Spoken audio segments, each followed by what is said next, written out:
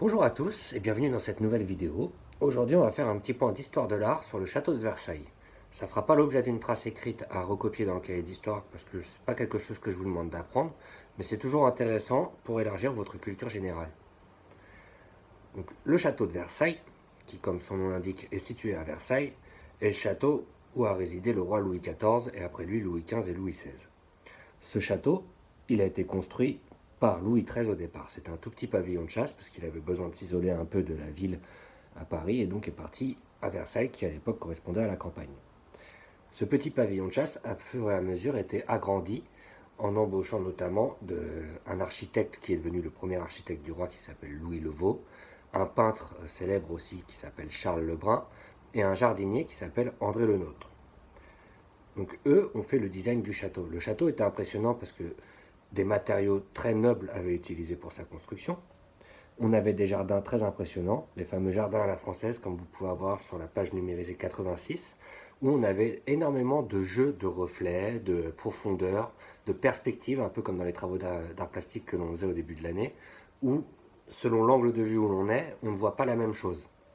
Énormément de symétrie aussi, à des échelles gigantesques.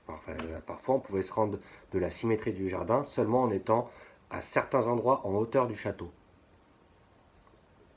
Ce château, il est calqué sur le modèle du château de Vaux-le-Vicomte. Et il y a une histoire derrière ça qui est assez longue et intéressante. Vous pourrez chercher plus d'informations à ce sujet si vous le souhaitez. Le château de Vaux-le-Vicomte, il appartenait au ministre, l'équivalent du ministre des Finances de Louis XIV. Il s'appelait Nicolas Fouquet. À l'époque, son rôle, c'était un surintendant des finances. Nicolas Fouquet, c'était un homme issu d'une famille aisée, dont le père avait des parts dans plusieurs entreprises et dont la famille était riche. Nicolas Fouquet était donc très intelligent parce qu'il a fait fructifier cet argent. C'est-à-dire qu'avec l'argent qu'il avait reçu de son père, il en a créé encore plus. En 1661, quand Mazarin est mort, Nicolas Fouquet était officiellement l'homme le plus riche de France, avant même le roi de France. Il a pris son poste en tant que surintendant des finances et avec son argent s'est fait construire un énorme château en province, donc à Vaux-le-Vicomte. Comme il avait beaucoup d'argent et que l'époque était au mécénat à encourager l'art, lui-même était très versé dans ses pratiques, c'est-à-dire qu'il encourageait des artistes. Et lorsqu'il a fait construire sa demeure de Vaux-le-Vicomte, il a donc embauché des artistes de l'époque qui étaient très réputés, notamment l'architecte qui est devenu l'architecte du roi, le peintre qui est devenu un peintre aussi pour le roi à la construction du château de Versailles, et le jardinier, jardinier paysagiste André Le Nôtre, qui ont donc construit le château de Vaux-le-Vicomte.